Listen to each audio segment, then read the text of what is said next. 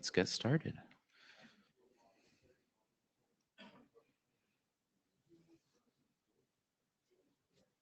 Good morning, folks. Welcome to the first session of a day. Hopefully the coffee is kicking in.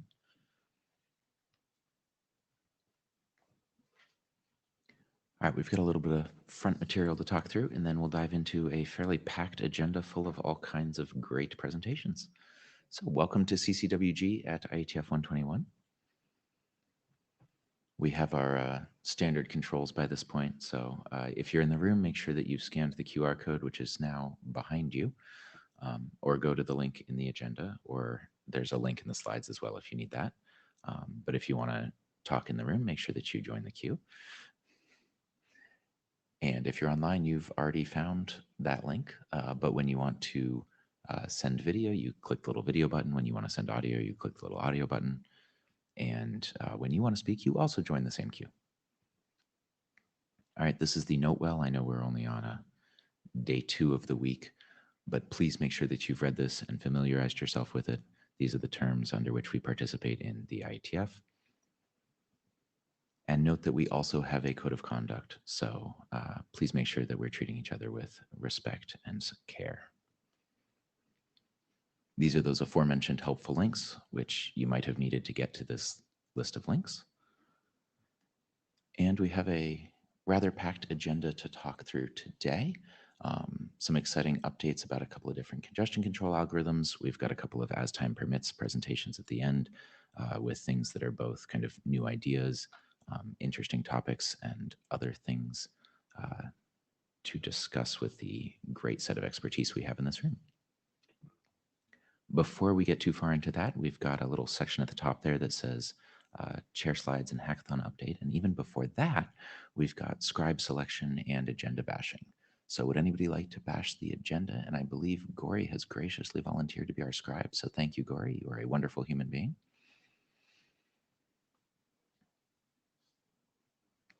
All right. With that, let's talk about the hackathon. Yeah, just a brief update. We had a testing congestion control table again this past weekend at the hackathon. And we had a good participation, a couple of folks talking to us about congestion control testing involving simulation, emulation, and A/B testing. The main congestion control proposal that was tested was the careful resume draft, so that is in TSVWG.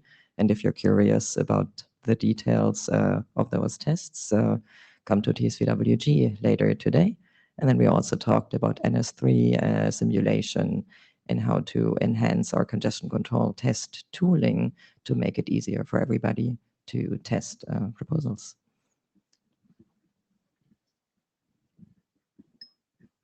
Yeah, if you haven't yet attended, the hackathon is a really wonderful place to get together and chat with other folks in a slightly less structured environment, and especially to do a bunch of testing and figure out what our plan is to run different experiments and things like that.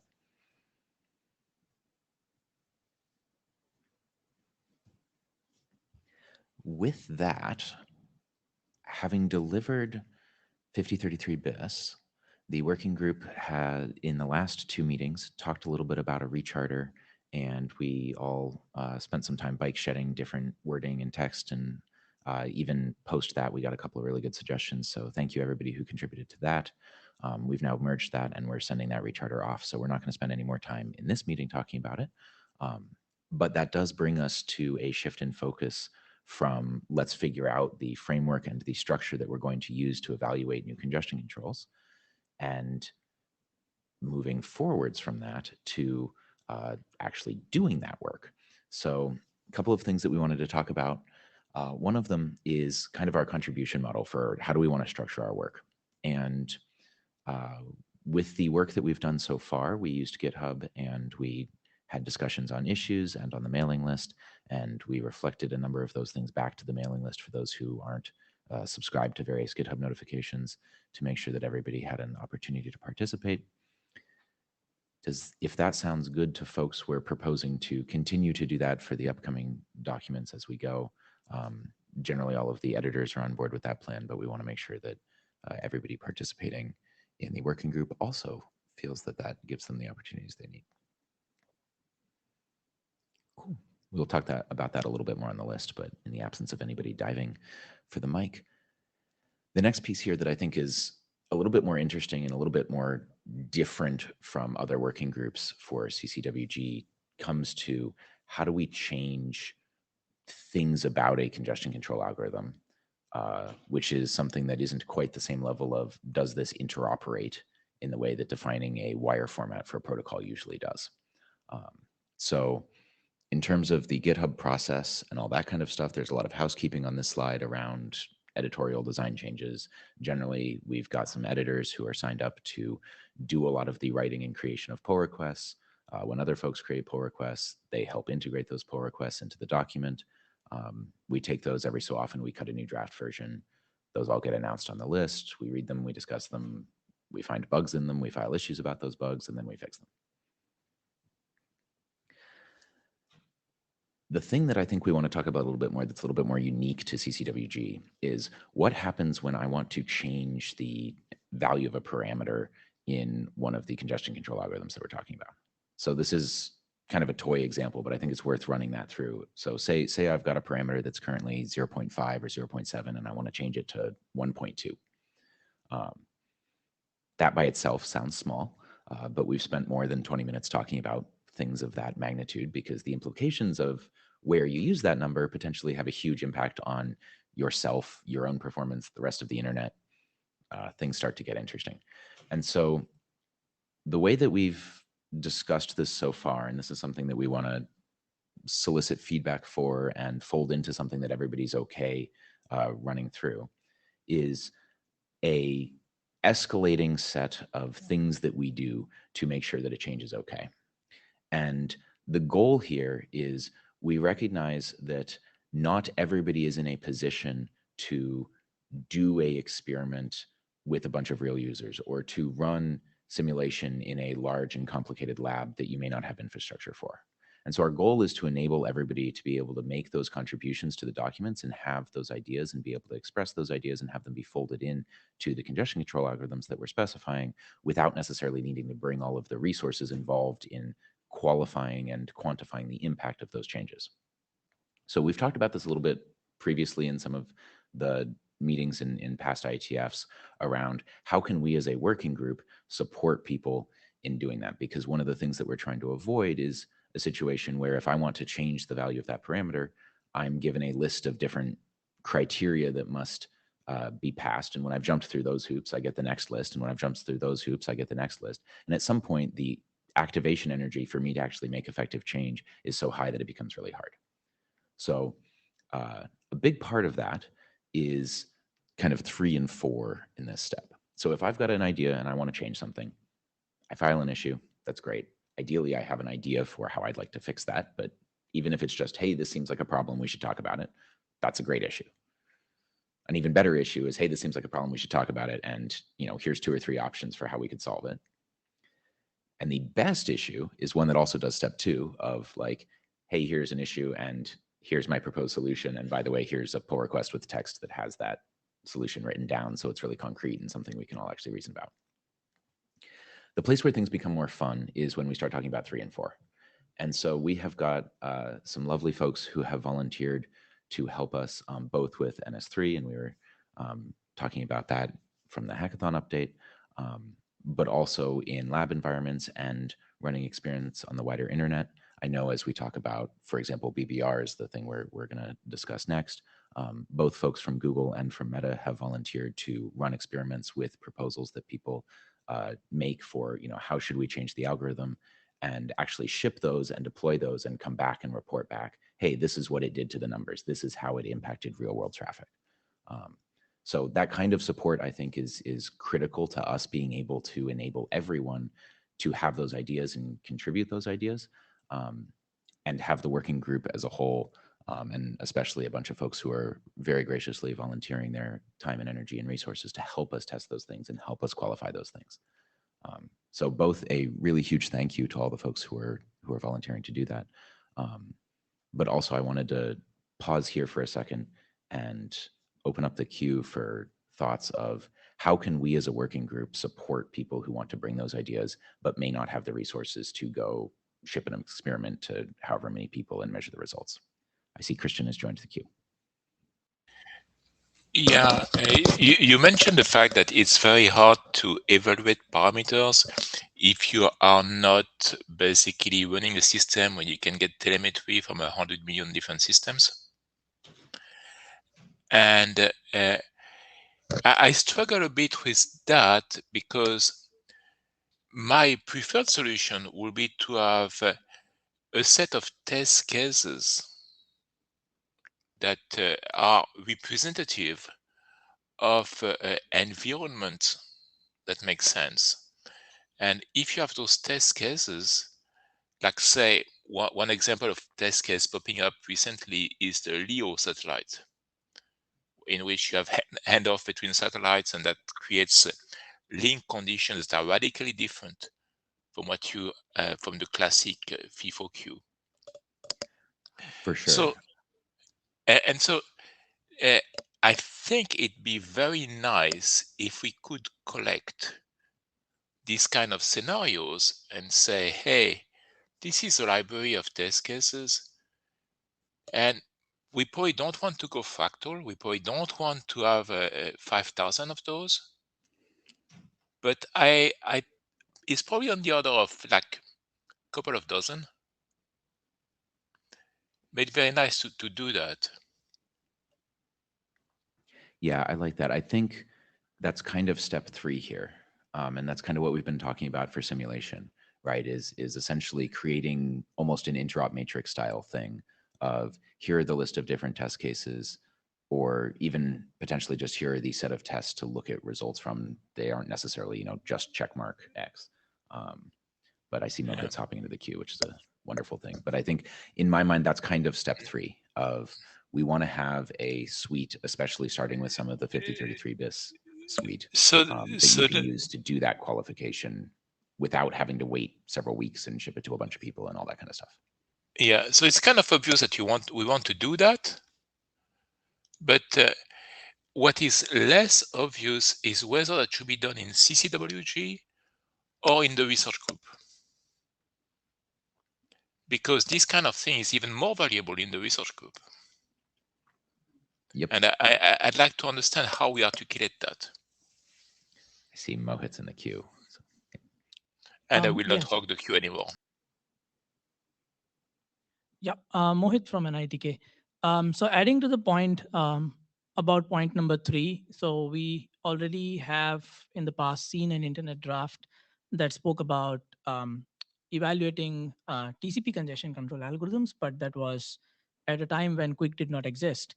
But we have a lot of work going on Quick and TCP both together, so it would be good to have a new thought that brings about the evaluation suite with a set of test cases against which congestion control algorithms, for example, like BBR, it has been used along with TCP as well as it has been used with Quick. And when people would want to test BBR with Quick or with TCP, they should have a set of tests that they can easily run through.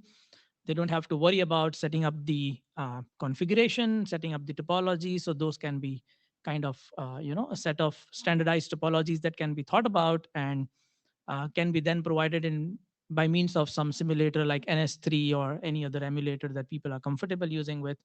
And like Eric said, if anybody requests for changes, it could be just a simple script that's run and that produces all the new results that can be then produced to CCWG for further evaluation. And I also work with NS3 teams. I'm very happy to take forward this activity in terms of building a community around NS3 to see if we can build such a kind of evaluation suite. Yeah, thank you. Do you want to talk a little bit about kind of what your students are doing in that area and kind of how that merges in and kind of brings in some of the research community here? Because I think that is kind of directly to Christian's point.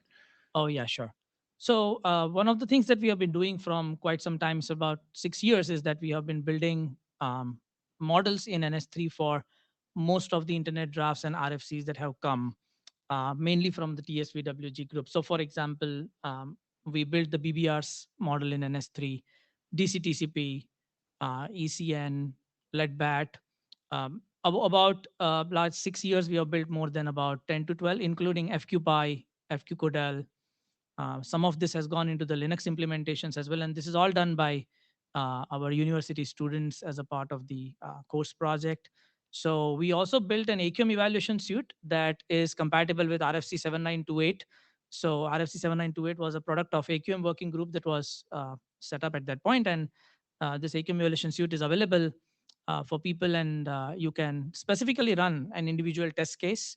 So for example, there's a section number 4.2 in RFC 7928 that says that you should run this test, and our evaluation suite in NS3 allows you to pass a command line argument and say, I want to run section 4.2 test, and then it just produces the results for section 4.2 test. Or alternatively, you can say, I want to run all the tests that RFC 7928 gives us, and then we give you a command line argument that says run all, and then it runs the whole set of experiments that the researcher can then bring it onto the working group to discuss further. Yeah, thank you. Thank you.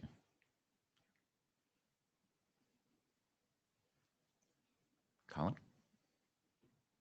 Hello, Colin Perkins. So, I mean, I think the NS3 stuff that was just described, I think is fantastic. I very much agree with Christian that test cases are useful. When we were running our MCATs, we did something similar for real-time congestion control. I think it's actually had a reasonable amount of take-up, and I've seen people referencing it in papers and so on. So I think this is a valuable contribution which helps guide people. It's something that also tends to get out of date very quickly. And similarly for having test cases, having software, having testbed environments and so on is also useful, and also tends to get out of date very quickly. There have been tools like the congestion control Pantheon thing that was around a few years back, which was fantastic for running these tests. And then, of course, the project finished and the tool's bit rotted, and now it's no longer useful. And I think that this is the thing which I think we need to think about how to address. Is that it's very easy to put something together which is comparatively easy to put something together which is useful now. The challenge is supporting it so it lasts 10 years, 20 years, and people can do comparative experiments and the tools just don't bit rot. And as a community, it would be, I don't know what the funding model is for that, but it would be useful to try and figure out a way of getting some long-term support to the people who are developing such tools such that they can keep them running for the long term. Very much agreed, yeah. Christian, I see you're next. Yes, I mean, I agree with Colin there about the problem of maintaining this kind of stuff, but also, and I really like, I mean, the idea that we have a variable like NS3 simulation ready-made and ready to use. I would not be too happy to just have a set of tools that say run these and do it. I think a large part of the problem is understanding what is happening. And understanding what is happening means understanding the scenario. And those scenarios have characteristics, like I was mentioning the Leo scenario, which is as clearly characteristic, and it would be good to just have those scenarios described. I mean, I'm personally more interested in having a description saying, I mean, the period that thing goes is this way, and the variation is that. And we have the same problem with cellular networks. That there are very few models of cellular networks available. Those that exist are either very limited, people use a recording of existing networks, or proprietary, that is, people who are building this kind of wireless equipment have proprietary models to simulate what's happening. But we don't have actually descriptions. You were mentioning what kind of organization. I think the problem we have is that we are in danger of only being able to work on those systems if you are that tall. And when I say that tall, it means As I said, you can get telemetry from a vast number of systems, and getting that telemetry from a vast number of systems, you can find scenarios that are part of the tail that you care about. That the difference between working 95% of the time and 99.9. And the difference between 95 and 99.9 is not that you test 100 million systems. It is that you have found out that there is this particular problem that happens. That, for example, in some Wi-Fi network we set suspensions, that etc. etc. I mean, and so I'd like to document that, and that means probably setting up channels so that people who are running networks and have this vast amount of telemetry can contribute it to the IETF or to some research organization, and then that it be used. And as Colin says, it has to be a live thing, because the things we are worried about today are not the things we are worried about 20 years ago. So yeah, it has to be live. I like that a lot. Would you be willing to bring some of that either in a side chat with a couple of folks here, or even in like an email to the list and things like that? Because I think one of the things that would be really worth doing is collecting that set of, okay, take LEO, right? Like there's an entire space to explore there. But in that kind of way, I think that that's something that would be very much worth our time as a working group to help define what are these specifics. I can certainly find an email. I mean, I'm in a bit of a tension. I'm participating remotely. I have lots of things to do at home at the same time. But I can certainly send an email. And if you are people interested, we can certainly have a side chat. Yes. That'd be wonderful. Yeah, thank you. Jahed as an individual. So I kind of like what Christian said here. Like, I mean, we, and also Colin. The fact is like, um, for example, even if, but we have some issues with just only descriptions. Um, so if I describe like how cellular networks like different parameters and all these things, but it's still like if one simulator say like simulates the surface as a flat and sphere, they will have different kind of results on all these things. So just description of these things actually doesn't keep that much tooling purpose or like repeating things. And we realized that when we did this work actually in ARMCAT. So in RMCAT, just to like what Christian said, like just to start with, in RMCAT working group, you'll see like a test case described for cellular network and Wi-Fi network. And we spend quite a lot of time to make it like as detailed as possible so that people can actually read that and put those parameters in, say like NS3 simulators or other simulators to actually do some sort of like simulation. And we have that actually for both for Wi-Fi and cellular network. So we can start from there. We don't need to. It's not like we don't have it. So Yeah. Christian and others can just look at it, and I'm willing to help with that one definitely. Um, and I think this is a good point that we're making, and that we need descriptions, we need to update and all these things. But I also would like to emphasize like running these algorithms in live network.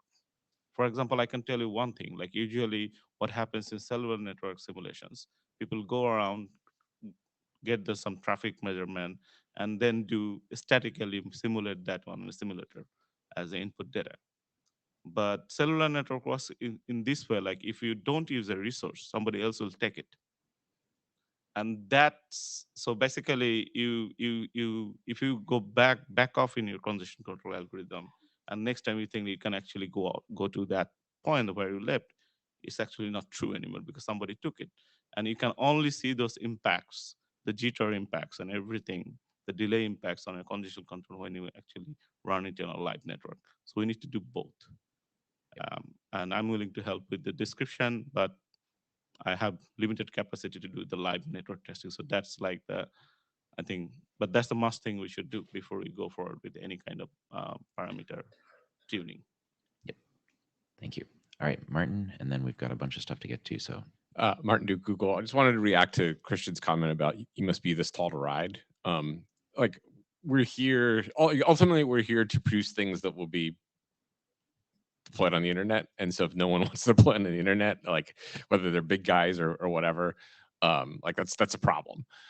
So that said, like I think there are good ideas coming from everywhere, not just from big players like Google.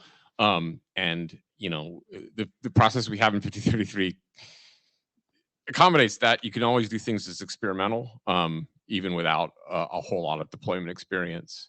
But I think we have a consensus document that you should not have standards track documents without some really wide scale deployment. I think that's the right judgment, and I don't think it blocks people from bringing work here and getting documents published, even if nobody with these big infrastructures wants to deploy it right away.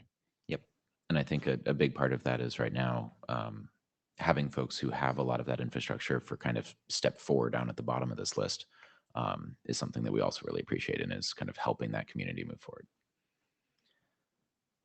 All right, speaking of time, we have now adopted a major congestion control algorithm, BBR v3. In terms of kind of our energy and our focus as a working group, we've discussed adopting things that are not specific to any single congestion control algorithm. And we looked at a variation of this slide in the past. So far we've adopted BBR. We're going to be talking in just a few minutes about rate limited senders and search. And one of the things that I think we want to evaluate just to kind of set the lens for the upcoming presentations is whether or not we think we have time as a working group to also focus on something like Scream v2. And so one of the things that we've thought about is we may want to take a couple of meeting cycles, somewhere between 1 and 3 meetings, and figure out kind of that model we were just talking about for so long. And how do we want to make that go and kind of grease those wheels before we take on additional congestion control algorithms. At the same time, where we have energy, and especially where the implementers and the folks deploying and the folks doing the simulation don't overlap as much, there doesn't have to be a blocking relationship here. So we aren't trying to slow things down. We'd like to make sure that we're able to continue to make progress on things without taking on so much that we just get buried. So keep that in mind. And with that, let's dive right into talking about BBR with Neil. Hi there. Hi there. Are you able to hear my audio? Yes, we are. All right, great. And let's see. Should I just ask? Oh, here we go. All right. Let's see if I can advance. Yes, I can advance. Okay, great. So hi, everybody. I'm Neil Cardwell, and I'm going to be talking about the BBR congestion control draft. And obviously, this is joint work with the other BBR co-editors, who are Ian and Joseph, listed here. Let's see. So in today's presentation, we wanted to give a quick outline of the internet draft updates that have happened recently for BBR, and then summarize and discuss the open issues. And then while we're doing that, sort of solicit ideas from the floor if folks have suggestions for these open issues, obviously. And overall, we'd like to both provide a roadmap for readers of the draft or implementers of BBR or members of the congestion control working group and ICCRG community who'd like to contribute to the BBR draft. But also, we just like to obviously invite folks to read the draft and offer contributions. And as the chairs suggested, we have a couple different kinds of contributions that we'd love to see folks have, and I'll talk about that as well. All right, so as the chair has mentioned, BBR was adopted as a congestion control working group item in October, a few weeks ago. And the idea here is that we are imagining that this could be an experimental RFC. We're definitely not suggesting that it would be a standards track RFC at this time. And so far, people have been collaborating on GitHub, as the chairs have mentioned. And you see the link here if you want to drill down and see what's going on and make some contributions. And you can find the link for the latest published revision there in the slides. And there's also a link to the latest editor's copy. So every time we make a change on GitHub, that editor's copy will be automatically updated with the latest changes. And so even if there hasn't been an official revision published via the data tracker, you can always see the latest text there. And I've got the draft editors listed as discussed. And so just to give a quick summary of the recent changes to the draft, you can find in the slides, there's a link there to the exact diff between the previous version of the draft that we've discussed and then the latest version. But overall, the main changes were the following. Obviously, we renamed the draft and the repo to correspond with the fact that it's the draft has transformed itself from an individual draft to a working group item. We've converted the source text from XML to Markdown, since Markdown seems to be the format that folks are most comfortable with for these drafts. And a big thanks to Karsten Borman for automatically converting all of the text from XML to Markdown. That was a huge help. We've made some clarifications to the draft, some spelling fixes and pseudocode style fixes. We've removed a few mentions of specific products or sites where it was tested, and we've updated some references. So here are just some links for those who want to follow along at home and see exactly what's changed. We give this sort of recipe from the command line and a link from GitHub. And this is just for folks who want to drill down after the session and see exactly what's changed. This is just for reference if you want to click through and see what the exact changes were. And so we wanted to say a few words about the high-level goals of where we kind of envision the draft going from here and the kind of things that we think might be most useful. Obviously, number one is clarifications of the algorithm in the draft. So both in terms of the prose that's discussing the algorithm and also the pseudocode. It's always great if the description can be more clear. And similarly, it's always great if folks can suggest simplifications of either the text in the prose parts of the document or in pseudocode. Or simplifications in the algorithm itself are also great.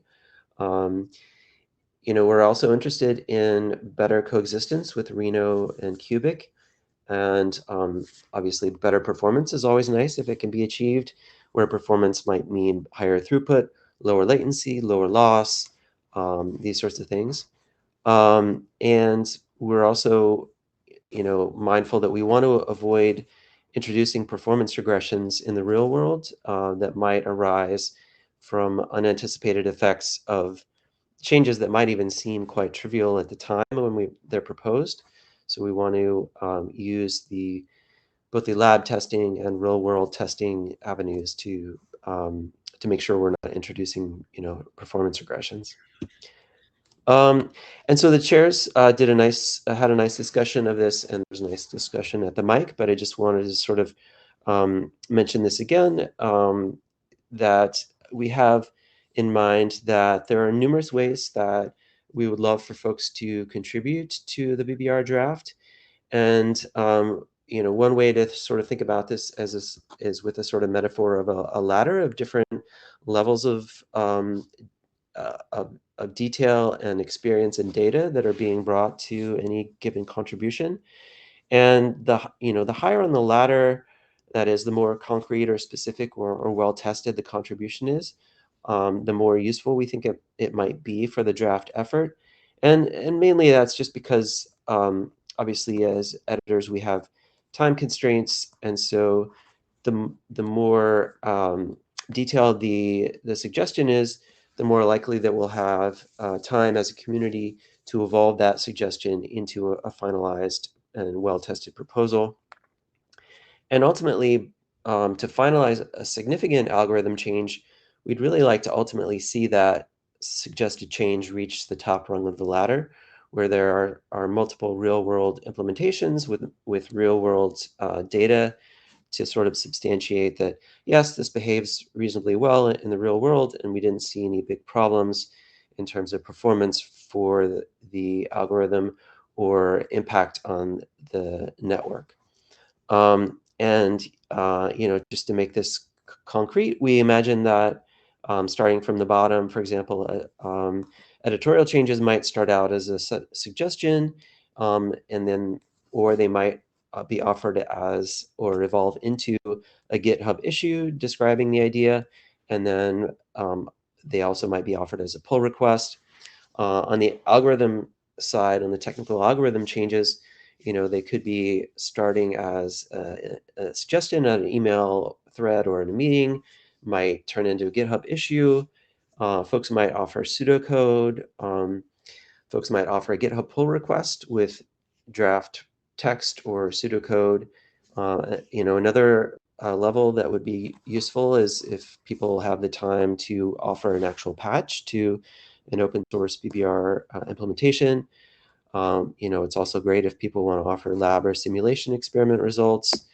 Also great if people can offer at-scale internet deployment data, or eventually we would like to get to multiple internet deployments before we can finalize suggested algorithm changes. And we do want to make clear that it's great and encouraged if we can collaborate on these. A person might actually have an idea. Person A might have an idea. It might be implemented by a different person, person B, and that might be tested by other sites as well. And it's great if we can do that. That way we don't have this problem where folks have mentioned that there's this concern that we don't want to have a situation where folks must be this tall to contribute. We definitely don't feel like that. We feel like folks are welcome to make contributions at any level, and then as a community we can sort of help evolve that idea further up the ladder.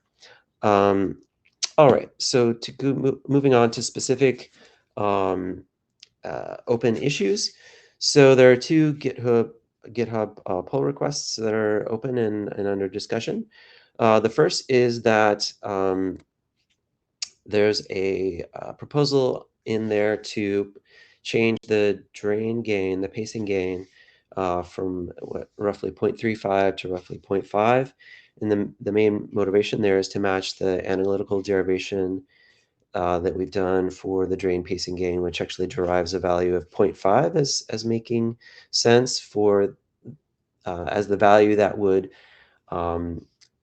tend to reduce the amount of in-flight data from twice the BDP down to 1 times the BDP.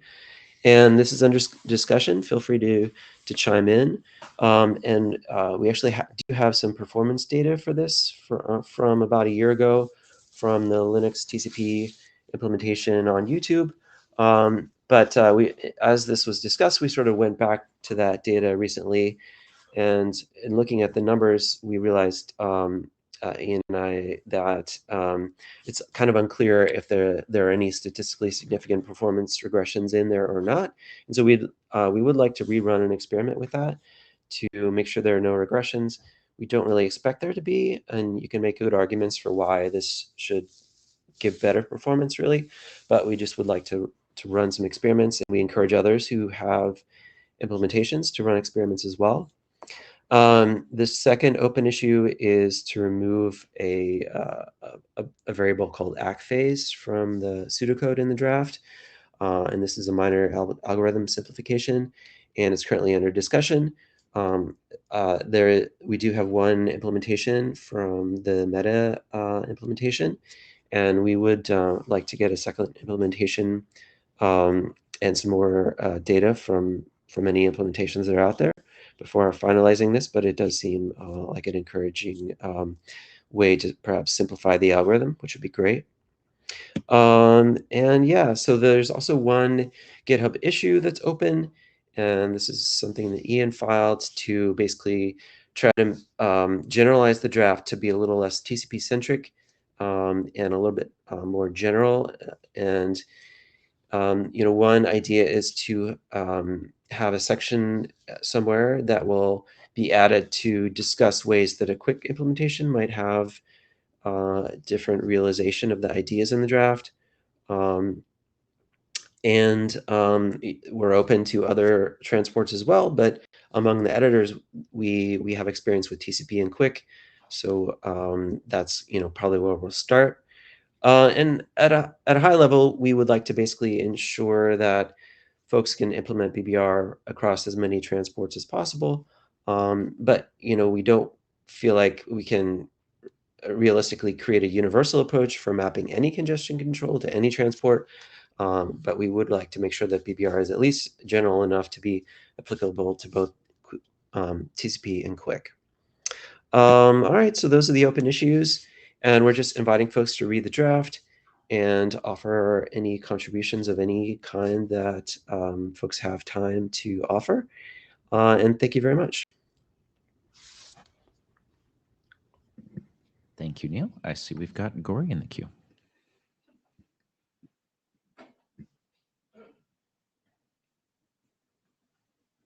So Gory Fairhurst, and not claiming to be a BBR expert. But then I did wonder about the 0.5 thing, and you mentioning that this is better for performance. And I think that that improvement probably is. But my worry would not have been the performance, but it would have been the potential harm to other flows where you try and use exactly the full amount of the bottleneck bandwidth. So basically, the question is, are we also considering the possible harm from doing the 0.5 change as well as the performance benefit? Yeah, so that's something we would always consider. Keep in mind that, so in this case, the parameter change is not something that we are proposing in isolation, and it's not something that newly attempts to reduce the amount of in-flight data to a single BDP over a round trip. So a bit of history here is probably important. So the value of 0.35 was something that was derived from the previous value of the startup C-wind gain. And the value of 0.35 was something that you would derive as making sense to reduce the amount of in-flight data to a BDP of data over one round trip if you are using the old value of the C-wind gain in startup that created a larger queue. And with a larger queue, you needed, as a starting point, you actually needed a smaller pacing gain to be able to reduce the amount of in-flight data to the BDP over one round trip. And so since the time at which we had that larger startup C-wind gain, the draft has already updated the startup C-wind gain to be a smaller value, 2, instead of 2.89. And so with a smaller queue that is your starting point, you can actually use a larger pacing gain and still draw that amount of data down to a BDP in one round trip. So it's not something that's been in isolation. It's actually just a parameter that's kind of catching up with an interrelated parameter. So the net impact of the change should be something that produces dynamics that are kind of equivalent to the old value. So I think I heard that you were trying to look at the harm that might create if it did it, but you'd already done other things. So that was the right answer. Thank you. Okay, sure. Martin Duke, Google. So I noticed that ECN is not in this draft at all, and I'm wondering if that's out of scope, or like you're going to get to it, or you're willing to get to it if someone sends text. So my current, obviously this is open to discussion. My current thinking is that I would propose that for this run at the BBR draft that we not include prose or pseudocode for ECN behavior. And that's because the experience that we have with ECN so far is only for Google's internal WAN network, and only at certain ranges of round trip times. Mhm. And so that's A, and then B, the ultimately, I would like to see a version of BBR that would make sense inside the L4S ecosystem. But so far, nobody has an implementation that would behave reasonably in the L4S ecosystem and coexist reasonably with Prague. And so I would prefer not to codify ECN behavior that's incompatible with the L4S ecosystem. I would prefer to wait until someone has a version of the BBR algorithm that can coexist with Prague, and then codify that. Does that make sense? Yes, thanks. Yeah.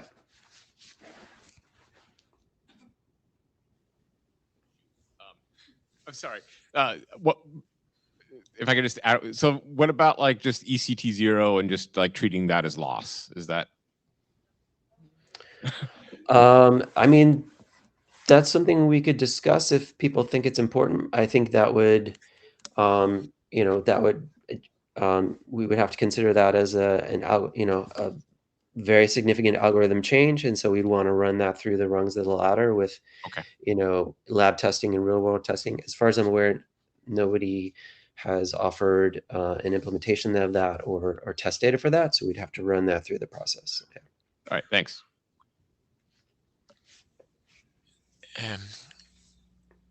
Hello, Neil. Hi. I looked at your process proposal and I have a concrete problem. So at the last meeting of CCWG, I presented result that we had when testing a variation of WebEx using BBR on Quick and problems that we had found. I think looking at the proposed process, our first step will probably be not to propose PRs, but to file issues so that we can have a discussion of the issue with a wider set of participants. Take issues like how to respond to a Wi-Fi suspension and things like that. These are typically issues that we found, and we have our own solution which are interesting, but may or may not be what we want to do. But we definitely want to keep the issue. So what is a suggestion? We have this draft now, which is basically getting old and soon will be obsolete. Should we slice it into a set of issues and PRs? Is that what you expect? I mean, you're welcome to do whatever feels easiest for you. I think if you have pretty concrete suggestions, it might be most useful to slice it into GitHub issues and lay out your suggestions there. But obviously, you're welcome to do it however feels easiest for you. You could offer the ideas in an email thread, a GitHub issue, as a separate draft. Whatever feels easiest for you. I mean, a bunch of that is written down as a draft, right? So I think the ask is to kind of merge those ideas in. If that's we want to have some editors meetings and kind of take the union of the two editor / author groups and say, hey, Christian, let's sit down and do some of that work. I think that would be good. But I think we want something that's a little more structured than that. Well, I don't want to bypass the process, Edeme. I kind of agree with the process, the ladder that Neil is proposing, is that it's clear that you don't want to have a brain fart that is documented somewhat and simulated somewhat and then shipped that to 1 billion people. So there clearly has to be a process, and in our case, we are probably at the somewhere between the lab simulation result and the very moderate scale deployment. So clearly it's not something that goes right at the top of the ladder. That's not what we mean by any means. But what we want to have is actually have a discussion, have a consideration, have other people looking at the issues, and looking how it works. Yeah. So I guess basically we're gonna slice the draft into chewable bites, and we'll get the discussion on GitHub then. I think that makes sense. So if we can turn that into a concrete set of deltas that can be tested and evaluated, I think that's the ideal. Cool. Yep. Yep. Hi, Tim Chown, JISC. I gave a talk in the HB1 BOF yesterday about how we and some other NREN's National Research and Education Networks are using BBR or testing BBR for the distribution of data from CERN to about 160 sites around the world.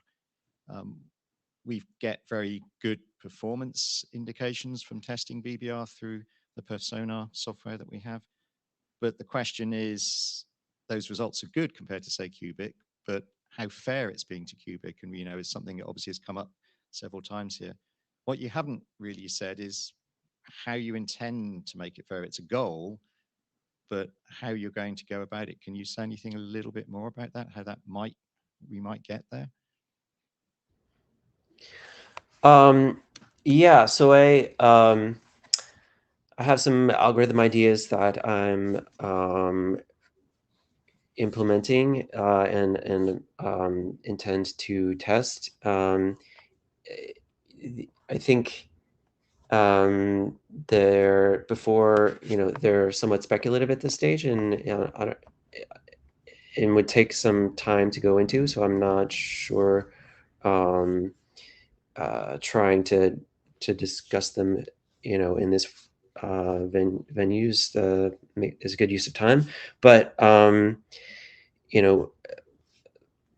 at a high level, I do have some ideas, and I welcome other suggestions out there. But you're optimistic that it's something that we can get closer to it at least. Yeah, I am optimistic. Yeah. Okay, and is that something? Just thinking, this may be a very naive thing, that it could be potentially a kernel option that you could set the sort of aggression level for BBR. It's like a 0 to 1. How aggressive is it going to be? I mean, to me, I would think that, in terms of, to use your phrase, an aggression level, that seems like something that probably should be discussed and standardized in this forum, in the CCWG, because it is about the sort of general health of the internet. So I would think that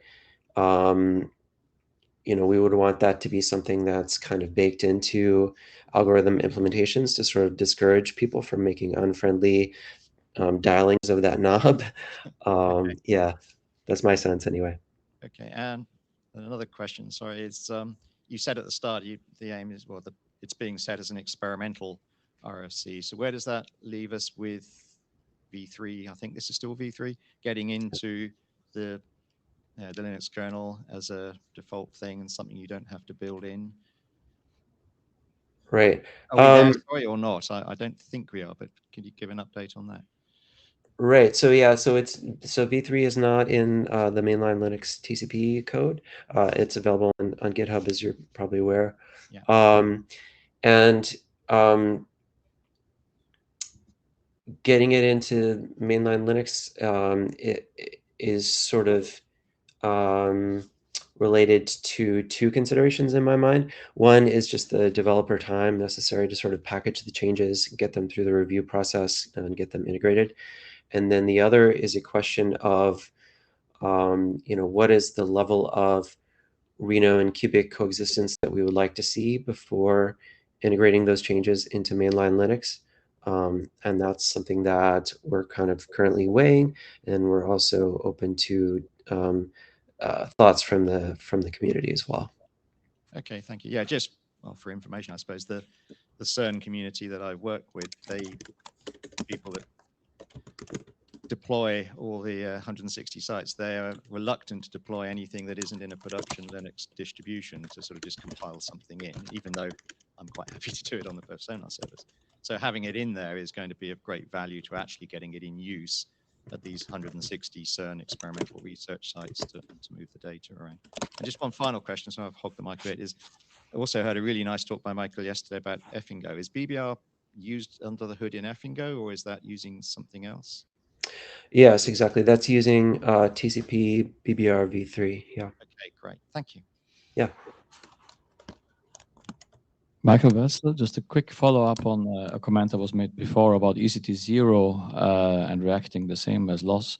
We wrote RFC 8511 a couple of years ago to make the point that when you do get an ECT0 mark, well, ECN mark from, based on ECT0, not only does it tell you that an AQM algorithm dropped the packet, but it also tells you that an AQM algorithm is in place, which means that likely the queue that you had was smaller than it might have been in case of a loss from a FIFO queue. And therefore, it would make sense to back off a little less in response to that. So that's what the alternative back off with ECN RFC is proposing. And we had good results from doing that with Reno and Cubic, and it probably makes sense. It's a very simple change, right? Just to say, don't back off exactly as you would from a loss, back off a little less. Yeah, that makes sense. At a high level, and definitely something to consider as if anyone out there is going to run through the process of, making a proposal for how BBR should use either 3168 ECN or L4S ECN. Yeah. Wow. Thank you. Mosinati, one concern about the testing and data aspect, the issue that Christian mentioned, the way we found those issues is, from real world client testing. And you would have to been blind not to immediately see these problems. And it makes me wonder if when we collect test data, especially if we're trying to do it at scale to get, large scale data, things that are simulators or even things that are real load tests, you're trying to automate that if you're doing it at scale. And I fear that in that automation, we're losing real world data because, you want something automated that all the servers are just, blasting away stuff, and you have test harnesses, not real clients, or if they're real clients, they're very automated real clients, and they're missing some of the critical real world data of real Wi-Fi interactions, of real hardware endpoints. And so I wonder, what are people doing for their labs, not the simulations, but the labs, and can we find out a way to somehow simulate real world physical devices? Because the interactions that we're seeing don't match NS3, and they don't match, wired load tests, with automated clients. So something as simple as the Wi-Fi suspension, it'd be so obvious if you just run one test with a real device, any real device, and yet we don't see it from these other kinds of tests. So does anyone have an idea of, are you going to have labs with real physical devices as part of these setups and these experiments? I mean, I think that's up to the community.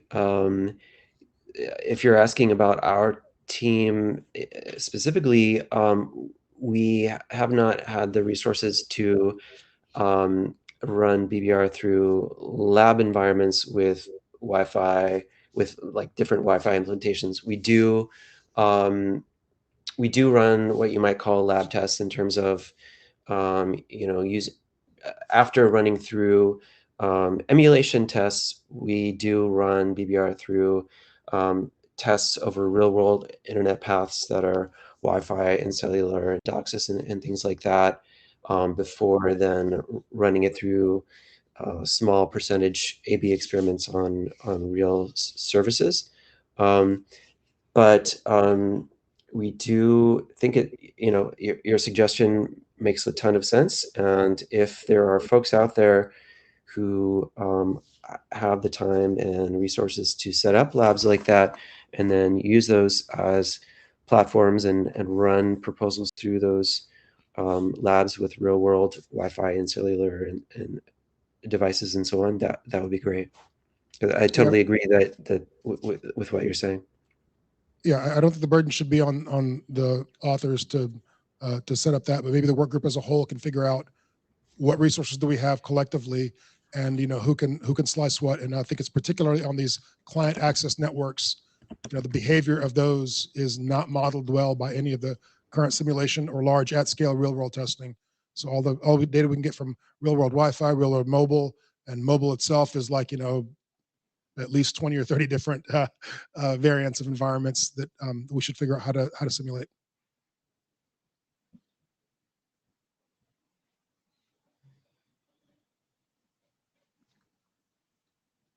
All right, we have closed the queue. Thank you, Neil. And I think we got to hop into our next.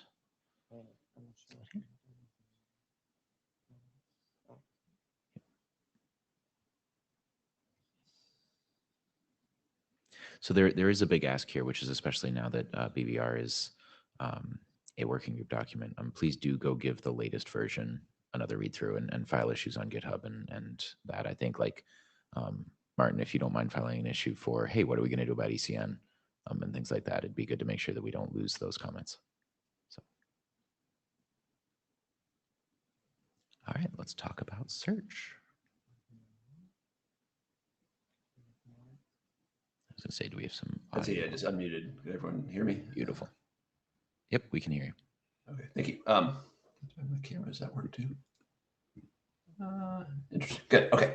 Hi, everybody. Yes, I'm Mark Claypool. I'm working with Jay and Fung, former WPI students who are at Biosat, and then Miriam is my PhD student. I'm at Worcester Polytechnic Institute near Boston. So across the pond here. This is an update I presented in Vancouver last IETF. So this is an update on search. We're working on a new slow start algorithm for TCP and Quick. So I'm going to update a few things here. Just a quick motivation though for what we're looking for. So again, TCP slow start, you roughly double the amount you send your CWIN, you double that every RTT. You hope to ramp up quickly to the capacity point. If you exit the slow start phase early, enter congestion avoidance early, so that's kind of a too early an exit. You'd like to get up to that capacity point kind of as quickly as possible before you exit. Alternatively, kind of traditional TCP might just shoot right past it. You get perhaps unnecessary packet loss after capacity. So what we're trying to do is, again, ramp up to this exit point. We call it the choke point. So if you can get there, then exit, enter congestion avoidance, maybe the best case there. A bunch of tests, and I think this community knows it, that if you take current Linux with high start enabled over many wireless conditions, many that we've tested, started with Viasat, but a bunch of others that we've tested, exits early. It just exits way before capacity. So you enter congestion avoidance early, underutilization, which matters a lot, especially when RTTs are high. Search, of course, is trying to be at this right side. We're trying to get to that capacity point and not exit early. So improvements over high start, improvements over sort of traditional TCP. So that's a high level overview. And again, just how search works. If you take a look at the sending rate for doing slow start, you roughly double. So on the x-axis here, these are sort of RTTs.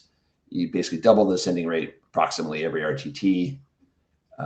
That's what you send. And then if you look at corresponding the sender can look at the delivered bytes, the acknowledgement delivered bytes, and those are double also. So the bytes sent at T1 will be acknowledged at T2 and so forth. And then what happens when you get like time T4, you've sent past the capacity, and of course those can't be delivered, so you get fewer bytes delivered. And so if you, from the sender's point of view, if you keep track of the delivered bytes, you can kind of look as an approximation of what is sent. You can take a look at the byte sent the previous RTT, and you say, okay, well, I know what I sent. If you keep that as a history, so you can say what I expect to have now is I expect this current time, I expect to be twice that, right? So if I can compare those two, so I can compare what was sent the previous RTT to what's sent now, and if those are the same, I mean, if there's no difference there, it suggests I haven't reached the capacity point, right? There's been sufficient capacity to deliver all the bytes. But if, and then I want to take a look at normalize that so that I'm not bound to a certain capacity limit there. And then if that normalized difference though exceeds some threshold, so if it's greater than 0, certainly, and then account for a bit of noise and a few other parameters. If it's greater than the threshold, that suggests you've overshot the capacity point, and so then you'd want to exit slow start.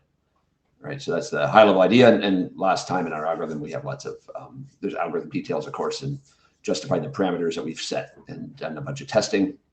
What I'm going to talk about next is we have one kind of update to the algorithm I'll highlight, and then that takes us into the two issues that we heard from the last IETF presentation that we looked into, and I'll give you some updates on those and then talk about next steps. Okay, so the again, algorithm update. So if you those we keep track of this delivered bytes history, and we call them bins. So you have bins of delivered bytes that you keep in an array, and the algorithm as presented last time, and as we talked through it, how many bytes were delivered each. In my example, like each RTT, but let's say each bin here, a bin is a subset of an RTT. So maybe 10 bytes delivered, and then the next bin is 20, and then there's 10, the third bin, and so on. And this is the delivered byte history you might have in an array.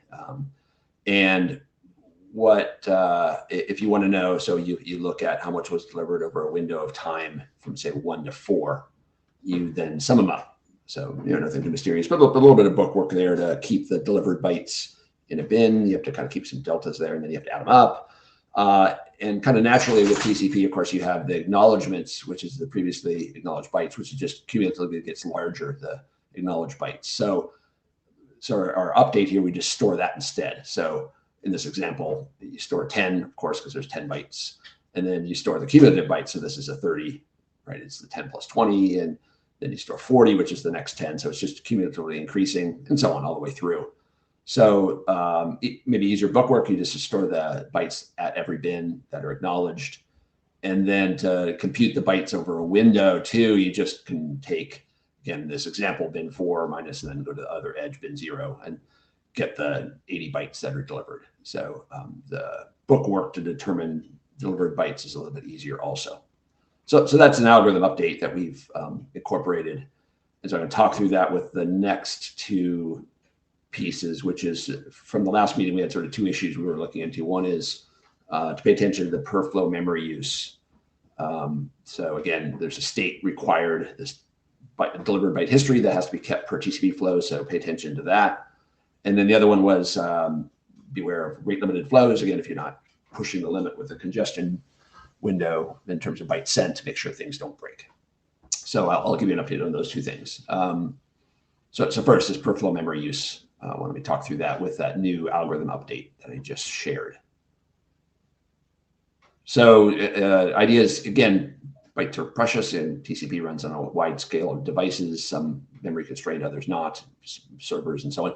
So reduce the bytes per flow. And one thing that we're keeping that delivered byte history, already the bins are an approximation of some things, but could we reduce the number of bits for that bin array? And so that's what we looked at. And this top right is sort of the core part of search that is per flow specific data that's stored. So this is the per flow state that's search specific.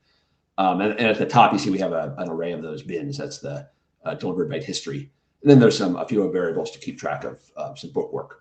And so if we take a look at, this is the array of cumulative bins. So again, as you go, you sort of fill up that array with the cumulative bytes that you've acknowledged as delivered.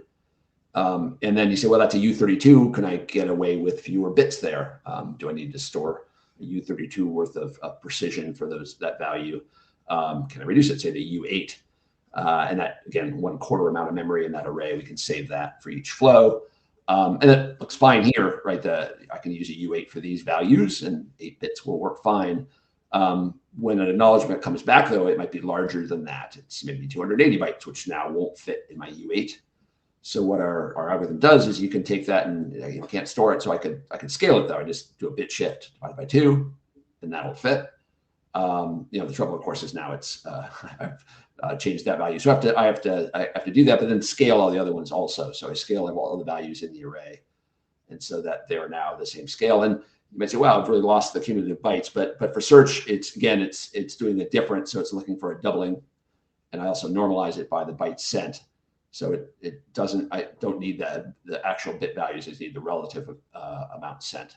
So that works, in theory, works just fine. And I have to use that, but I have to store the scale factor because I have to now apply it to each new bin coming in. So I add another attribute that I just store the scale factor. That just gets larger every time I need to do a shift as capacity increases. I just need to shift it over.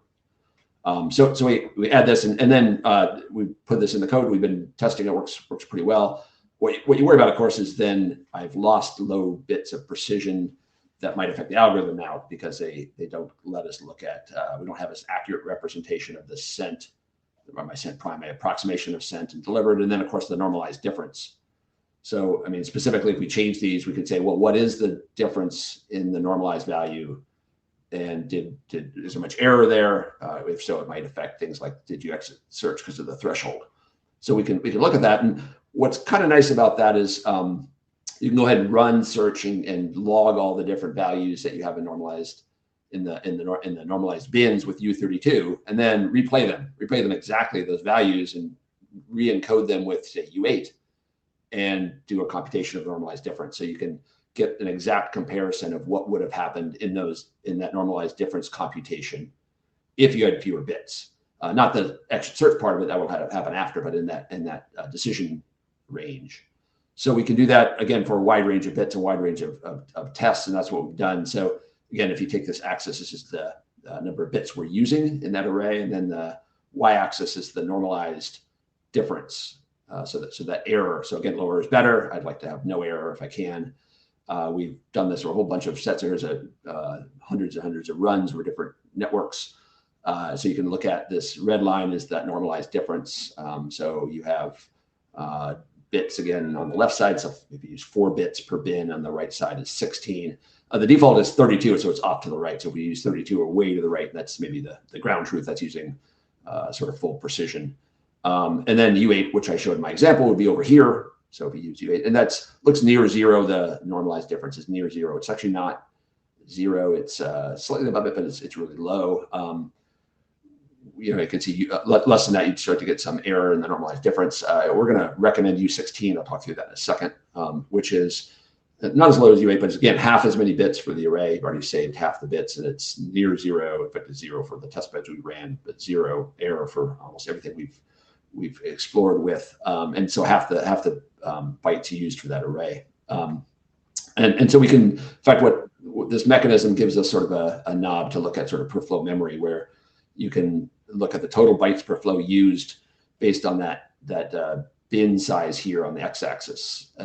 So again, the 32-bit, this is what we're looking at, about 160 bytes per flow.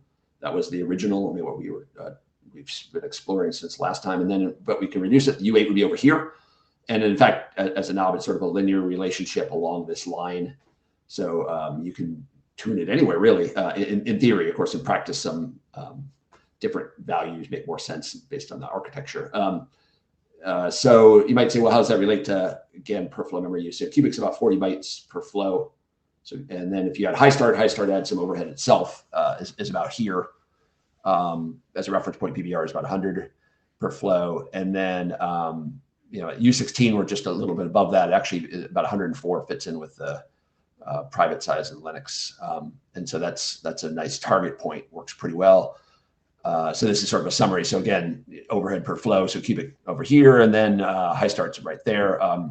Again, default search was 160. That's sort of full precision, if you will. You could be kind of right around this. This was 8 bits. Looks pretty good, but it's kind of right at the edge of that. Maybe some error for some network conditions. U16 about right here. So we're sort of recommending U16. But that, as a mechanism, again, a tunable knob you could adjust depending on the network setup that somebody might configure. You perhaps could change that for more memory constrained devices. So that's sort of the first piece. That was the per flow memory use, where incorporating that bit shifting, fewer bits used, gets it kind of under this 104 zone. The next update I want to talk through a little bit, which is ongoing, is this rate limited flow part. So what happens when you're not just pushing as many bytes as possible, the application doesn't have them to send, what happens, or it can't send them. And there's a bunch of different scenarios, probably richer than this, but you can imagine maybe a common one is your HTTP streaming, where you don't necessarily use the full capacity every time. You're fetching chunks, and so you send a chunk and then you pause, and another chunk and then you pause, and maybe the encoding levels change, go up and down, and so the chunk sizes change. Or a web browser where the object and the container page plus some objects, and then the request comes later, and then you might have an application limited case. So again, a bunch of different types of data that the application might send down. This is sort of a rich set, but these top ones maybe perhaps the most common. They're in blue. I'll show you some updates. We've been looking at those top two. We have some more to look at. Other ones is, again, you might be constrained, the sender might be constrained by receiver window limits or sender window limits, so another set. So these are ongoing, but let me just show you one piece of this that we have in place. Not super exciting, but a result. So again, if you look at two servers, we use Amazon EC2 instances where you're sending from one to the other and just add some artificial latency. And again, if you have an application that sends a chunk of data and then pauses, and here we have a 5-second interval just to illustrate it, 32 megabit chunk, pause for 5 seconds, and another one, we expect TCP to slow start up. And then when it goes idle, it should restart slow start as long as this is past the timeout stage. And we have a couple different sizes for this just to test it out. So first do 5 and then do 32 meg chunks and then do 5-second pauses between 64 meg chunks. And this is just an illustration of that. So again, on the x-axis here is time, and you're ramping up your CWIN. So during slow start until the chunk is delivered. And then there's an idle period, and then it resets slow start. And we don't want search to decide, hey, I'm not done with slow start because data is not doubling and I want it to reset also. And so again, it was good to look at that because some of our early versions were exit slow start and don't want to. And so that's kind of one set. And then as long as we have that past the timeout, we have a bunch of scenarios we've tested on this that works, keeps search does what we'd expect, let me just put it that way, which it doesn't interfere with that behavior. More, the other cases are ongoing. So yeah, that's a summary of my updates. And so let me talk about next steps, which I'm hoping for some help here. So again, we talked about, again, how to go to the next level. And so we're looking for empirical evidence of safety. So when that's, we've talked about what that might look like even, but again, most impactful would be data deployments in the field. So we, of course, have our own test beds, and Viasat has some production networks we're running things on, but it's still a really small corner of the internet, and we know what test beds can do and what they can't do. So looking for volunteers. So if this is something you can help with, we can help you help us. We're looking for help with search deployment. So again, we have a Linux kernel implementation. We have a quickly implementation of search. We're currently working on a FreeBSD version that probably about a month till we have a working version, probably 2 months till it's a fully tested version, but roughly it's a FreeBSD version. So those are all happy to help getting them, installing them, troubleshooting them. And then of course, deploying them and gathering data is a needed piece. So, and happy to assist with that. If you have a production network, I mean, if you want to run a testbed too, that's fine, but sort of production in the field deployment would be great. Probably easiest, drop me a note and talk out of band, and we'll figure out how to make that happen. So easy to reach, just look for Claypool at wpi.edu, my email address. And we can talk either questions now or after this or during the chat sessions. Yeah, so again, summary, so search, looking for deployment. You can find some our papers and some documentation online at the URL above. Of course, easy to find on my webpage also. Updates are up to 3.0. That's kind of where we are. And looking for volunteers. So please contact me or ask if there's something we can help you help us with. Thank you. Right, Michael's in the queue. Now in the queue. Michael Wurzel, I have a question about slide 16, where I was a bit surprised at Linux behavior. So what I'm wondering in this plot exactly, oh, sorry, that was SEP 715. Yeah, this one. Go ahead. Yes. So is this a recent Linux kernel going back all the way to slow start when there's a pause? Because I would have expected it to do either new CWE or maybe leave the window open. Or I don't know what, but yeah, that's great, Michael. Yeah, I know that's just a topic you've been looking at too. There's a setting, and I lose track of which it is, to make it do this, because if you don't by default, it keeps growing. It's reset after slow start. I don't know, Linux kernel setting so it resets slow start there. Yeah. Okay, so it's not the default setting. It's just a setting that you and you know more about the default than I would, but yeah, that's right. I think it's not the default setting. Yeah. Okay, I was curious. Yeah. Thank you. Yep. Okay, thank you. Good stuff. Yeah.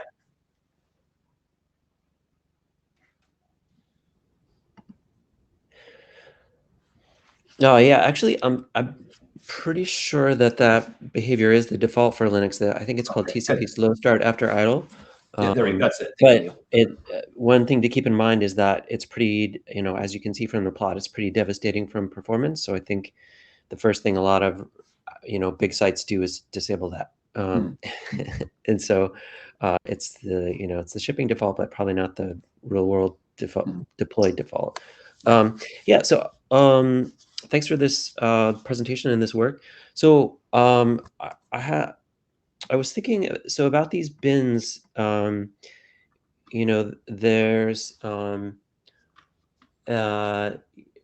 it seems like they make it somewhat tricky and space intensive to implement the algorithm.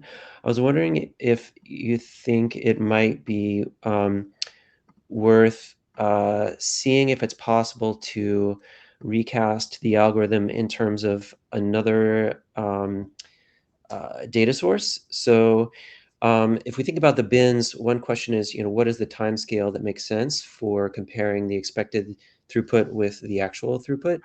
And one natural time scale at which to consider this might be a round trip time scale, because obviously that's kind of the time scale for the dynamics of slow start. So one thought would be there's an existing data source that you could use that would have zero space overhead for at least one common deployment, which is Linux TCP.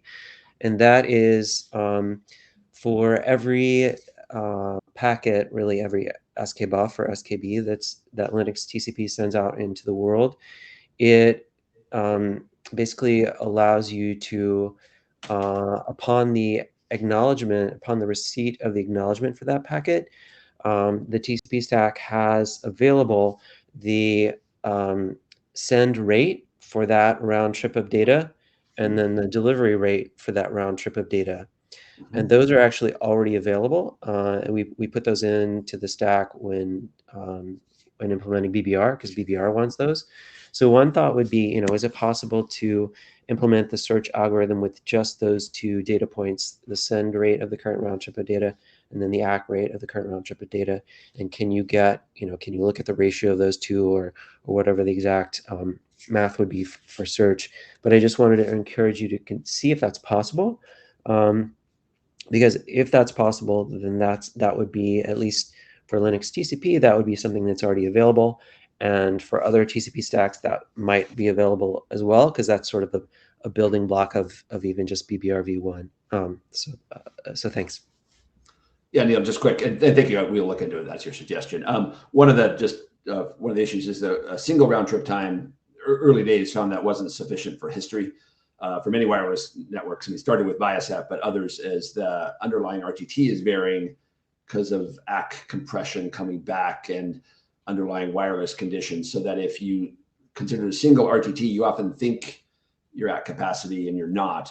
And so that's why, again, we've done some theoretical analysis of RTT variation, and I pointed to the paper last time we did this, but roughly you have a window size of 3.5 RTTs is the best history. So we sort of need to keep that to avoid exiting too early. Okay. And so we still might be able to use that data, Neil, but I think we need more history than just the last RTT. Okay. So in that case, then another thing to consider would be maintaining those variables just on RTT timescale. So basically you could maybe use 3 delivery rates or something, like with just 1 data point per round trip time. I'm just trying to think of ways that might compress the data in a sensible way, using like bins that are literally just round trip times. Anyway, those are just ideas to no, cool. That's good. Good thoughts. Thank you. Yep. Joseph Bishai Meta. Thank you for sharing this. Following up on what Neil was saying, just looking at the 3.5 window search for search, it sounds somewhat similar to BBR's startup of the 3 wait for the plateau, for the delivery rate to plateau for 3 interval for 3 samples. So I'm just curious if you've compared search to BBR startup rather than slow start, and would it function as an alternative to BBR startup? How would that function?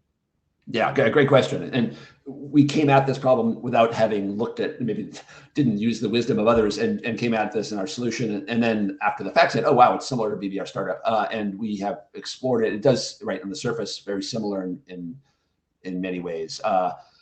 you might imagine a slow start where you can plug and play different startup exit conditions.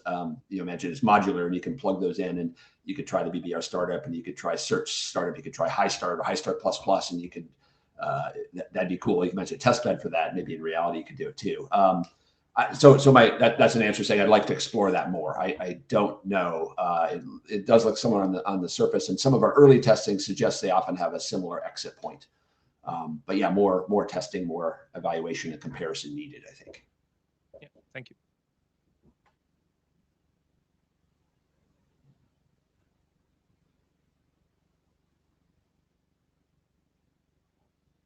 So, Gary Fairhurst, thanks for the talk. I mean, I think this is something that needs thought, and looks like the right place to do that.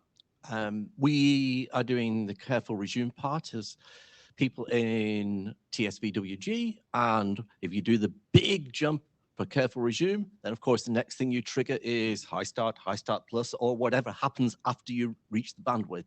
So this is very pertinent to that, and love to do experiments if there's code. Did you say you had any code for Quick? We have one implementation in the Quickly. I mean, Quick, as you know, it always different libraries depending on user level implementations. The Quickly library, we implemented search in that and done some testing. So one Quick implementation, yes, Quickly. Would love to talk to you about that and see what Cool. we can do by experiments. Thank you. Excellent. Thank you.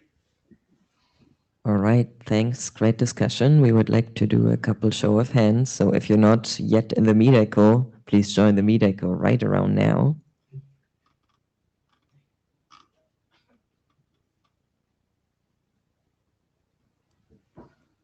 And the question is, how many people have read the draft? Any version?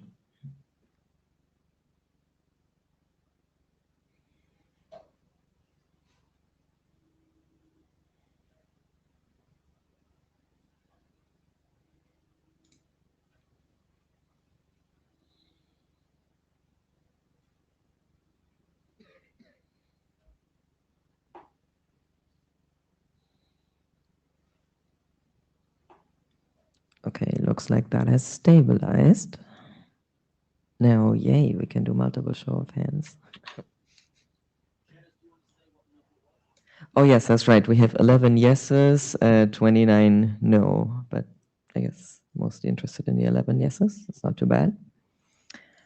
All right, so now as a working group, is there interest in focusing on this topic? Because there's many fascinating topics we could be working on, but are people excited about working on search and or slow start?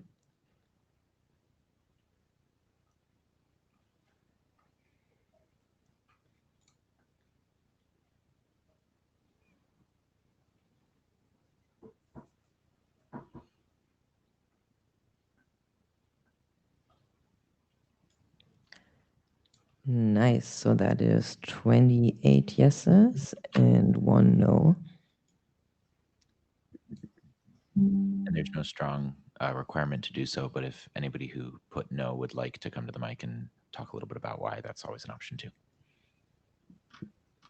And then now we've talked a lot about testing. We've also heard there's various implementations. So are people available and interested in helping out responding to Mark's question? And of course, you're also very welcome to come to the mic, send an email to Mark specifically and or to the list.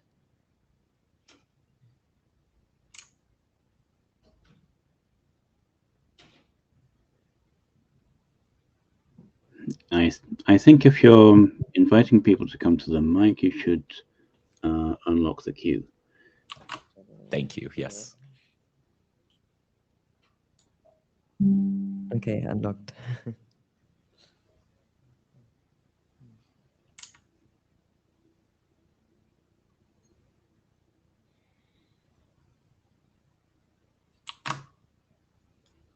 Okay, we have 11 yeses.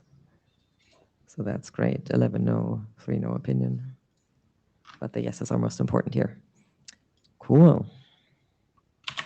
So I think the next step for us is to run an adoption call on the list. And to the point about that, if anybody wants to hop in the queue, now's a good time for that. But I think we will take this to the list and do a formal call for adoption where people can also bring comments there.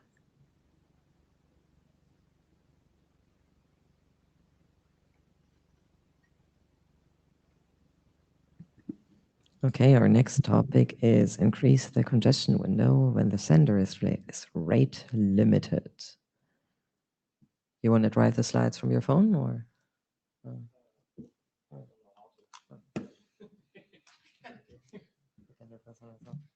that on? Okay. Okay, let's see if that works. Yeah, it does. All right, I'll keep this short. It's been presented a couple of times. We have a GitHub. I'm going to have a link to that on one of the slides. And there are a couple of open issues there now, which are editorial and small changes. But one of them is that we're going to have a new author, which is Mohit. So it's already a correction to the first slide.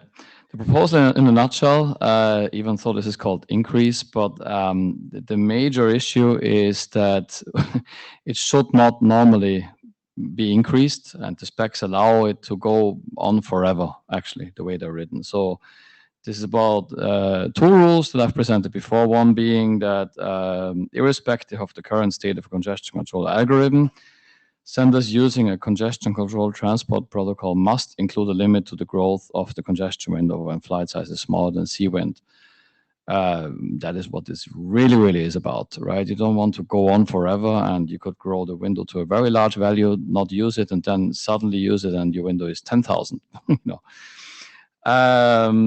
Then we have this extra here saying that you should also be allowed to increase for at least one round trip based on the logic of what the congestion control algorithm tells you. Basically, if you're in slow start and your window was 100 packets, let's say, but you have used 90, then you should not in the next round be able to have a window of 90, but to go to, well, 180 because you're in slow start, you're doubling on the basis of what you've measured. And if you then don't use these 180, you keep using 90, then that was the maximum flight size that you've used, and that's where you stop, right? So that is what the second line is doing.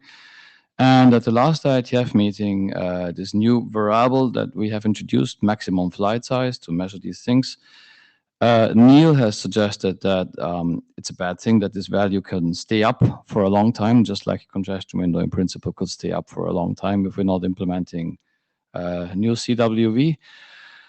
You know, you could have a huge value, not use it for minutes, and then, you know, so it would be good if there would be a way to age it. And our proposal is to do this in the same way that it's done in 7661, which is this experimental document that has pieback. So this is me taking a risk on procedure here and saying this is a proposed standard that we're proposing here, and it cites an experimental RFC with a may. We hope this is legal. I don't know. If it's not, we're changing it to, you know, not use this uppercase language. Whatever, we can figure this out. So that's the proposal in a nutshell. Yeah, the new may here, this third rule, that's news. Then there's a pretty significant wording change. It's just language, really, but to make it clearer, that came from Neil. Originally, we said limit the increase by that value. Instead, Neil made this an absolute value and say limit the total by a value. It's just changes the wording, but it becomes clearer. So there's now this limit instead of inc. And the appendix was updated a little bit. NS3 is now in line with the latest implementation. And also the 9002 text was clearer and shorter. At the last IETF, Ian asked if it's even necessary to update 9002. And I think our text wasn't clear enough about that. I think the answer is still yes, but it's shorter and clearer. Yeah, don't adopt the highway, but you know, we think this has been presented a couple of times. It's an important problem, and at two previous IETFs, it was said that this problem is something that we understand enough to tackle. Working group should take it on, and that it's a good starting point as well at one IETF. That's me hoping, and I think there's yeah. Thank you. There's a GitHub. Feel free to file issues, bring proposals, make suggestions. All right. Any immediate thoughts or questions? We have Lars in the queue. Hi, since nobody else came, I have an opinion on the May. Okay. So if you want to go like process lawyering for a little while. So the question is really whether you normatively need to cite this from another document. Yeah. Right. Which would make it a downref if it was a normative reference to an experimental RFC. My argument would be that because it's a May, it's not actually part of the mandatory to implement part of the algorithm, and therefore the reference need not be normative, and therefore it's okay. Okay, thank you for but, this. You know, so I'm like completely out of the technical space. I have like nothing to say about any of this. Okay. This I can help with. Thank you, I think IETF lawyer. I think we should do this. I think it makes sense. Yeah. Thank you for that, Lars. Okay. We don't have anybody else in the queue right now. I'm curious who has read, say, recent revision of this draft, this one or the one before.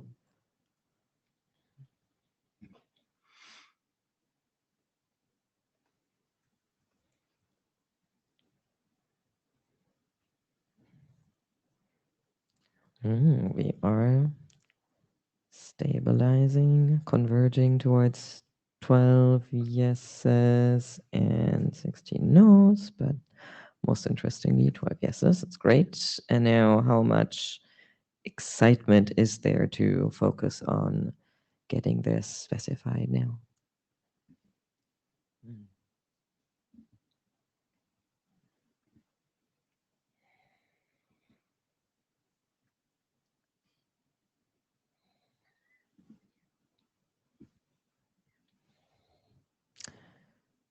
All right, we have 20 yeses. That is great. 0 no's. That is also great.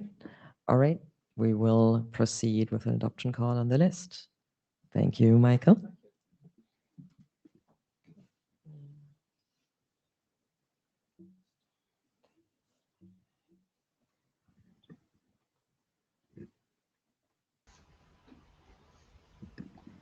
All right, Ingemar, you should have slides control now. Yeah. Hi, do you hear me well or? No?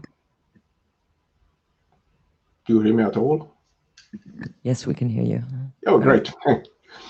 I believe this is a relatively short presentation about the latest stuff that has been done to the Scream version 2 draft, and it addresses this 0.2 version, and I just can change on, or should I change the slide or perhaps?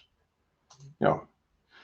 And the changes since last time, we have some changes from versions that was addressing this 0.1 version, and it due to some confusion between the congestion window and what it was used for, and it didn't really map how a Scream does to use a congestion window.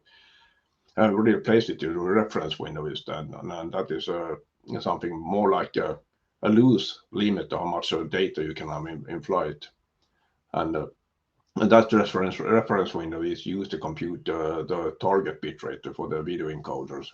That is one application for this Scream version, Scream, and version 2 is a major rewrite to make the algorithm more general, that you can use it for instance, in Quick, if you like, and that is, and it doesn't address just RTP video. So, and then are some modifications to adjustment of this reference window and the target bitrate adjustment, and since the version 2, I got some review comment by, I believe, Simon Line, and I'm really grateful for that. It was a half review, first half of the draft, and I will submit the update later after this meeting. So I can change to the next slide here, and there was asking about can this made a working group item, and that would be really appreciated. And there has been a lot of experimentation with Scream And we have this remote control that Way is a commercial car rental facility that use Scream as a part of this remote control of vehicles. And you can see you get more information via the link. And then we have done some also in some experimentation with 5G and for instance a gaming platform that has been used, and also the one when developing L4S for 5G, we have used Scream quite a lot in the process, and Scream and TCP Prog has been a main test suite for that application. And finally, we have some collaboration with them, or at the University of Waterloo that is implementing a test bed using Scream, and you can find the information there as well. I believe the author there tried to get some airtime at the ICCRG to present it, but it wasn't enough time for it. So, and Scream has been developed since. What is now version 2 has been developed since 2019, and the first version 2 commit was September last year, and since then there'll be some changes to make it even more rate stable, for instance. And running code is available on GitHub, and I believe, as I see it, is getting the algorithm itself is getting stable, and it should be a mature enough to become a working group item. Of course, there can be some kind of debate on future experimentation. We find some issues with it, that may need some changes. But so that is about what I had to present here, and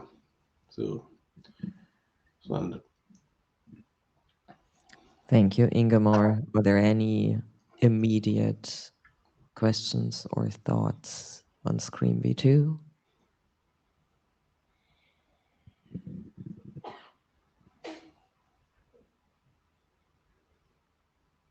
One of the big things that we're about to ask is kind of what we feel the working group's capacity is to focus on BBR and something like this at the same time.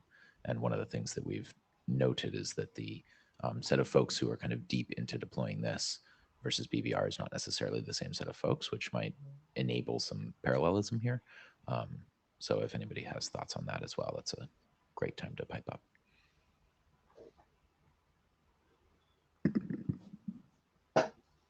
Okay, let's hear who has read this draft, and also we have Gori in the queue. I was just going to say, as we're doing this call, that this has been around for a while, and it's been really nice presentations. So thank you, Ingemar, for bringing this here. And I think we should do the work. The ordering question is one we're doing the poll for, I guess, is which order we take it in. If we don't take it now, presumably we can carry on talking about it in the group, can we? Yes, correct. Thank you, Chaz. Colin's in the queue as well.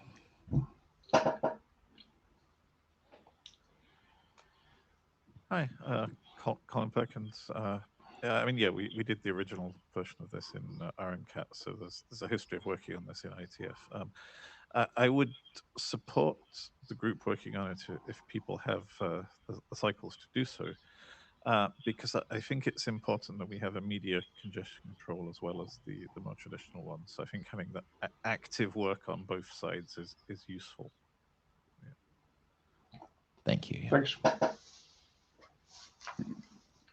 Okay, maybe let's terminate the show of hands now. And we have 4 yeses. And also, we just had some side in the queue, but no, we don't.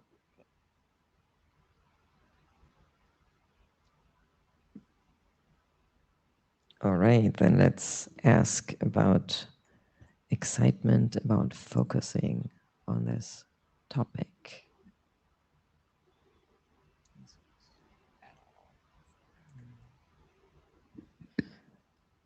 And I would interpret this as a media-specific congestion control, such as Scream v2. I'm going to ask about whether this document is a good starting point in the next question, because I don't think we've asked that question yet for Scream.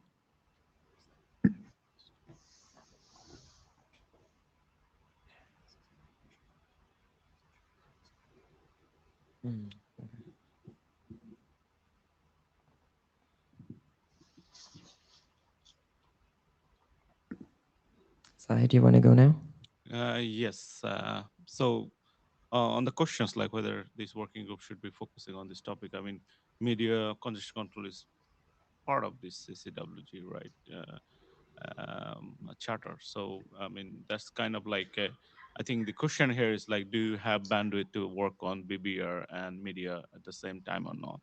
I think that's the right question. So I think you might want to change the question. Because of the bandwidth, I agree. Like the media congestion control is important, and we should do it. And also like from the if this is a starting point, I mean that's also I have kind of comment to that question, because I think there might be more congestion control algorithm for media or non-media traffic. So if we say, for example, work on Scream, this is a single algorithm that will work on. That doesn't mean like there should not be any other media congestion control worked on CCWG. So just Correct. make sure that's like, because this is a starting point, not for media related congestion control. This is a starting point For a work rev to on stream. Scream version 2. Yeah. There is no other of like, I don't think that anybody else will come out like Extreme version 3 to actually challenge that thing. Does it make sense? Can I comment? Yeah, sure. Yes, please. Yeah, I believe I totally agree. I mean, this is pretty the latest. It has been pretty much a one-man show dealing with this, and with this, I hope that other people will come up with different angles and see other solutions that can improve over time here. So it's not. This is the one. So. Exactly, Ingemar. Thanks for clarifying that one. And then basically, I was thinking like, as Gauri mentioned, I mean, if we even don't adopt this one, or like we say like this is not a right time to focus on the media congestion control, I think Ingemar can come and present here. Also can also use ICCRG to gather more information from others, because as you're saying, Ingemar, he's only working on it, so you need more people to work on it, right? Those things. So we can do those kind of things there. So, yep. So I think the right question to ask actually to whether we have bandwidth to focus on BBR and the. Yeah, so I think right now, yes, no, here we're looking for, oh, it's gone. Yeah. All right, no worries. So there's the, this is a thing that we think we want to solve in the sense of we want to rev Scream, make it Scream v2. The next question is, do we have the bandwidth to do this in parallel with BBR?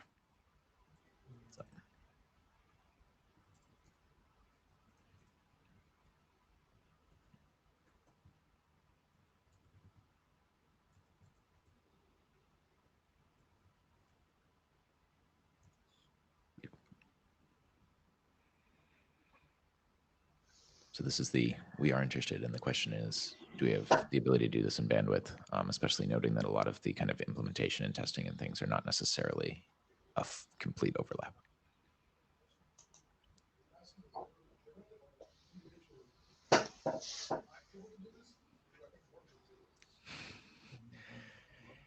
The working group being able to do this, but we're not trying to get into the, we think everybody else is going to do it kind of place. So the final question that we've been having in this series is the, I am actually interested in testing and implementing and doing all of that. And so that one is the very personal, like, I am planning on writing code, as opposed to like, I think this is a good use of the working group's time. I think that we have the bandwidth to do this. I'm willing to read documents and review them and do that kind of thing, which is a little bit of a different level of personal commitment than like, I'm typing code into an editor and shipping it. So this one is the working group. The next one is I'm personally going to type this in and ship it. And that's expected to be a much smaller list.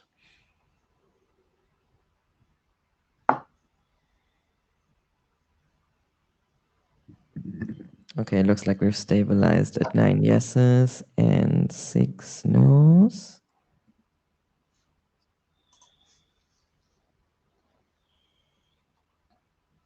And then we have energy for implementing and or testing.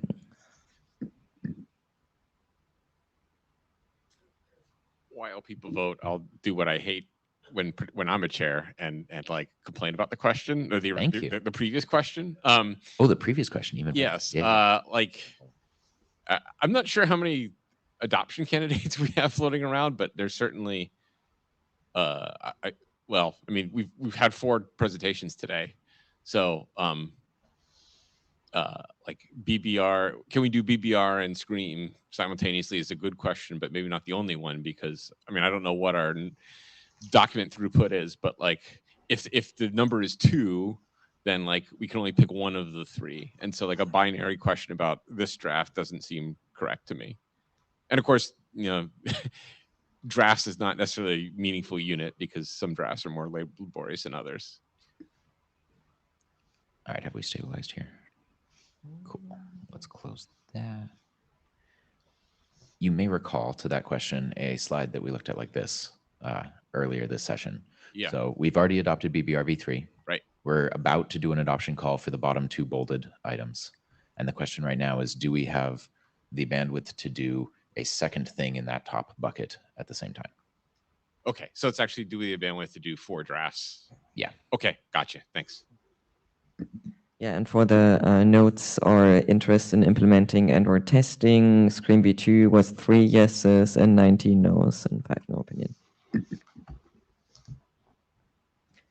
And I hope that the 3 yeses could either come to the mic or reach out to Ingemar or the other co-authors. Let's get everybody connected.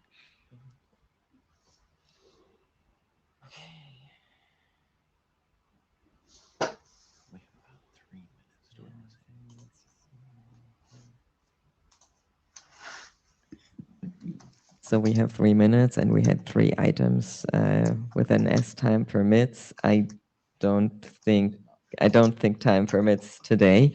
However, I'm going to briefly plug ICCRG on Friday.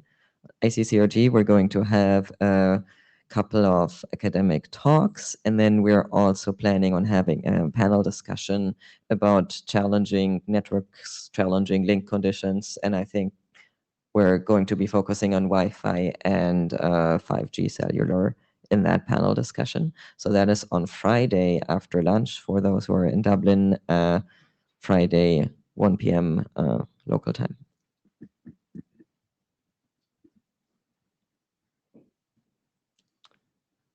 And if there isn't anything else people want to add in this session, I think we can wrap up 2 minutes early. How exciting. And extra thank you, Gori, for taking notes. Thank you all. We will see you on the list with a whole pile of emails.